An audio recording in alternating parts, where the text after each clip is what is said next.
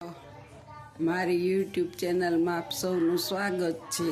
હું વર્ષાબેન કટકિયા। જય બાબા સ્વામી, જય ગુરુદેવ।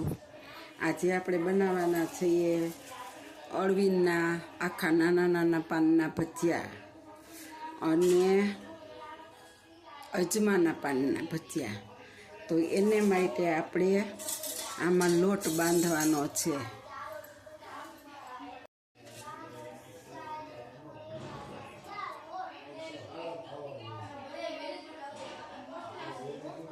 આનું આપણે બેટર બનાવવાનું છે।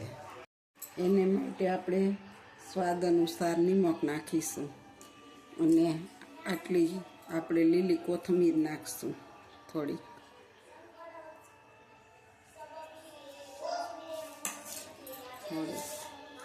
અને ચીલી ફ્લેશ નાખવો હોય તો ન ખાય, પણ મારી આગળ અત્યારે ખલાસ છે એટલે થોડીક મરચાંની ભૂકી આપણે નાખીશું।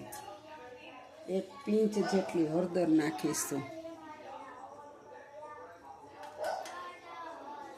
અને થોડોક એવો ધાણા જીરું પાવડર નાખીશું। થોડીક આપણે હિંગ નાખીશું અને થોડાક આપણે અજમા નાખીશું। જરીક ચોળી નાખીને તો એનું ફ્લેવર મસ્ત આવે છે। હવે આપણે આનું બેટર બનાવી લેવાનું છે। આવી રીતના પાણી નાખતા નાખતા, જો આપણું બહુ પાતળું મજાનું, બહુ ઘાટું નહીં બહુ પાતળું નહીં, એવું મસ્ત બેટર બની ગયું છે। અને હવે આપણે ગેસમાંથી તાવડો મૂકીશું। તો હવે આપણે આમાં એક લાલ મરચાંની કટકી અને એક આદુની નાની એવી કટકો લઈને એની કટકી કરી છે, આપણે આમાં નાખી દઈશું।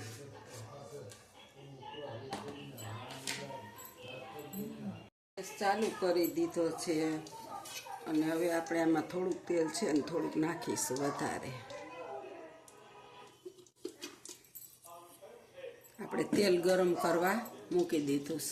આપણે એક પિંચ સોડા નાખવાના, બહુ નાખવાના નથી, બસ આટલા જ, આથી ઝાઝા આમાં નથી નાખવાના। અને હવે આપણે આને ફેટી લેવાનું છે એકદમ સરસ।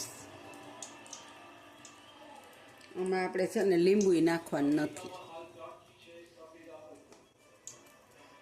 જો આપણું બેટર મસ્ત બની ગયું, જો આપણું તેલ છે ને એ હવે આવી ગયું છે અને હવે આપણે છે ને જો આ ભજીયા બોળીને મૂકી જોશું અંદર।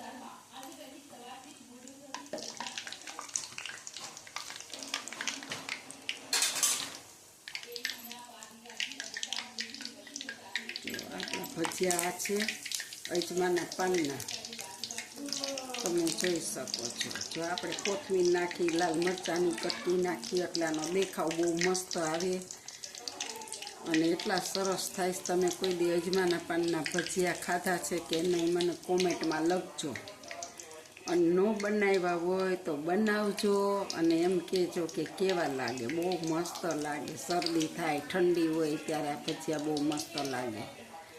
અજમાના પાનની ભાજી હોતી થાય। જો આપણા ભજીયા અસલ ફૂલી દડા જેવા સરસ થઈ ગયા, જોયા? જો દડા જેવા ભજીયા થઈ ગયા છે। હવે આપણે આને બહાર કાઢી લેશું।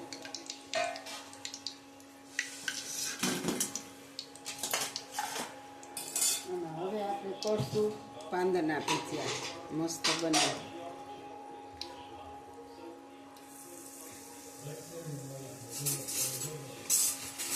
અળવીના પાનના ભજીયા છે, આખા પાનના જ।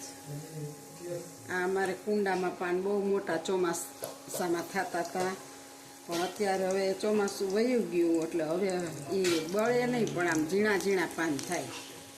તો અમે જ્યારે ઝીણા પાન આવે ને ત્યારે અમે ભજીયા આખા પાનના કરી, બહુ સરસ લાગે આવી રીતે।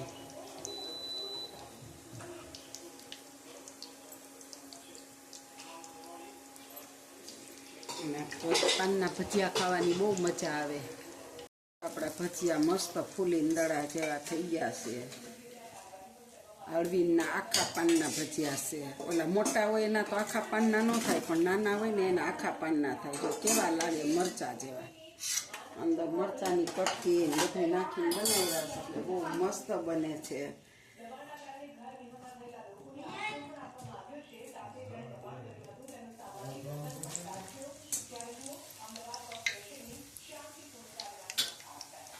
આપણે અજમાના પાન સવારે તોડીને ધોઈને લુગડામાં સૂકવી દીધા હતા મસ્ત.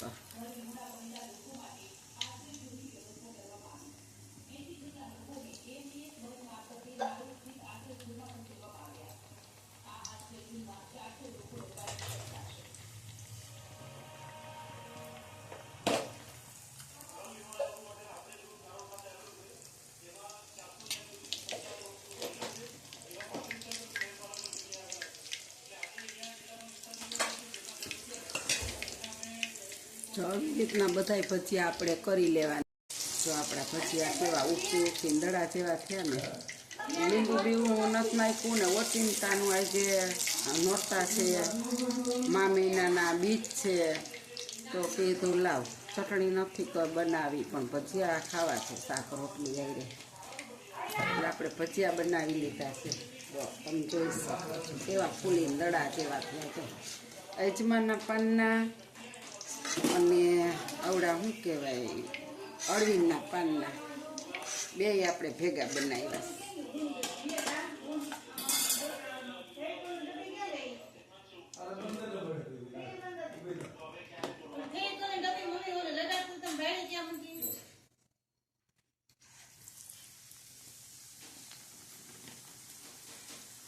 હાલો જો હવે આપણે આ એક કાણો પાડી લઈ, પછી જમવા બેસવાનું છે.